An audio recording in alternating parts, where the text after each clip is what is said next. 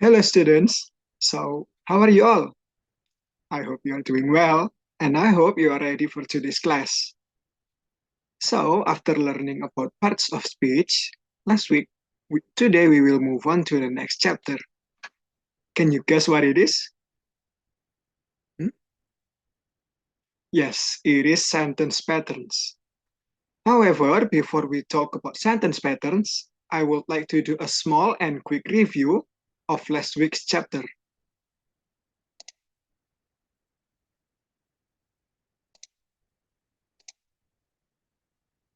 Yes, do you still remember it? Okay, so do you remember what parts of speech are? Yes, that's good. So, parts of speech are categories of words, and these words are categorized based on their functions. There are 8 parts of speech. Can you name some of them? We already have 4 here. Okay, so they are noun, adjective, adverb, verb, preposition, pronoun, conjunction, and interjection. Noun is used to name people, places, things, and ideas or concepts. Adjective is used to describe nouns and pronouns. Adverb is used to modify verbs, adjectives, and another adverbs. Verbs is used to express a physical action or state. Next, preposition is used to show relationship of words and phrases. Pronoun is used to replace nouns. Conjunction is used to join words, phrases, and clauses. And last but not least is interjection. It is to show strong emotions or feelings. Now that we have done our quick review, let us go to the next chapter, students. It is about sentence pattern, just like what I have said before. So, before we start, do you know what sentence patterns are? Sentence patterns are the different types of clauses and phrases constructions which are structured in sentences. Do you understand? Okay, that's good. So we use sentence patterns to construct sentences, and there are 7 basic sentence patterns.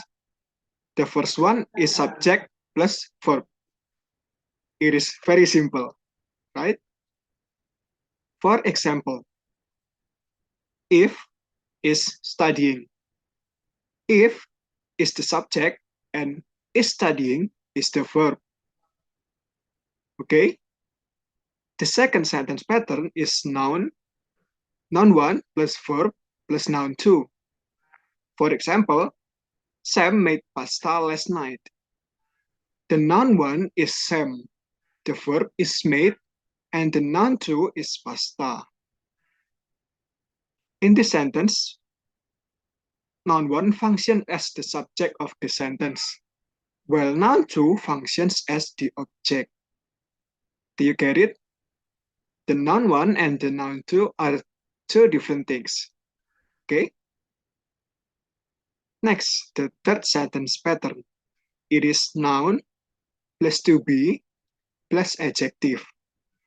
The example is Santa is generous, right? Are you excited for Christmas?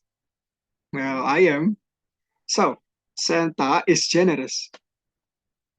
We use this pattern to express a state, just like an adjective, right?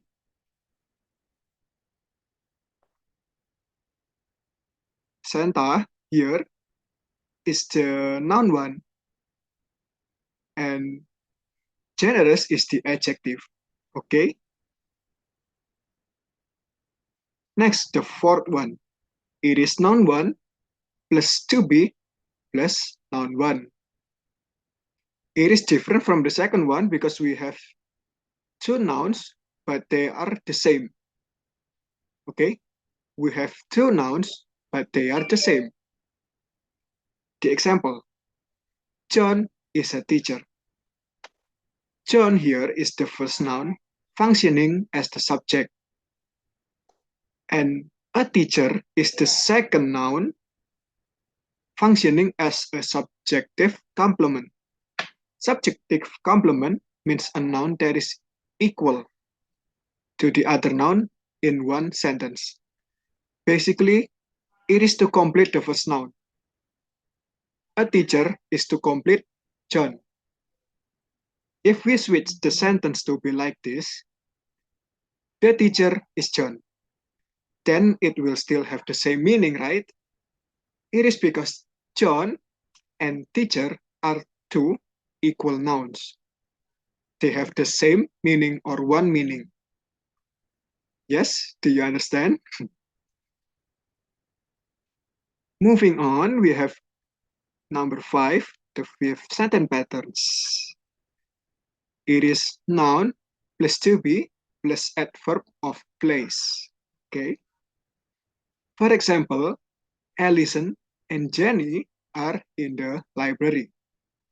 Allison and Jenny are the nouns. It is called compound nouns because there are two nouns. Okay. And in the library is the adverb of place. It is to show a location. And in this context, the location is in the library. Now we only have two sentence patterns left. Are you guys ready? These two are a bit different. Okay, so the sixth sentence pattern is it plus to be. The example is it is a phone. In the sentence pattern, we need to start sentences with it and continue the sentence with a to be. Okay.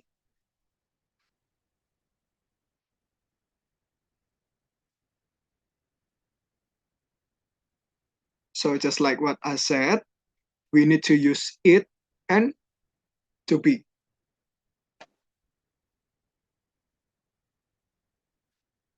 After the to be, it can be anything like noun, adjective, or even adverb of place. Next, the seventh sentence pattern. It is there plus to be. It is similar to the previous one, but its purpose is to show something that exists or existed somewhere rather than showing what a thing is. Do you know what I mean? Okay, so it is to show that something is real. Okay, it is somewhere. For example, there was a festival at the park. It is to show that there was a real festival at the park. Different from the number 6, after the word there and to be, it is always a noun. Yes? Do you understand? Okay, so those are the 7 sentence patterns. Do you understand all of them? That's good. Okay, now it is time for us to do a small quiz to test your understanding of the materials. Are you ready? Okay, the questions are, first, what are sentence patterns? What are sentence patterns? Second, mention at least 3 sentence patterns. Mention at least 3 ya. And third, how many sentence patterns are there? I will give you some time to think about the answers, okay?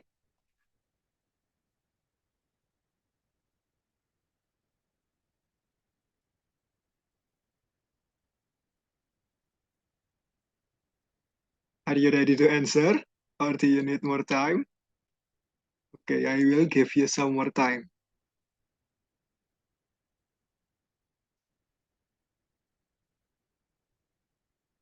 5, 4, 3, 2, 1. Okay, so I hope you're ready with your answers and we will discuss them together. Okay?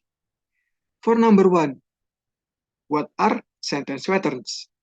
Sentence patterns are the different types of clauses and phrases constructions which are structured in sentences. Did you get it right? I hope so, okay? For number 2, mention at least 3 sentence patterns. We have 7 here, so you can choose at least 3 of them, okay? Third, how many sentence patterns are there? Just like what I just said, there are 7 sentence patterns. You can see them in number 2, okay? So that is all for today. I hope you understand the materials well, okay? Thank you for your active participation and your attention. Please read the next chapter for next week, okay? Bye, students.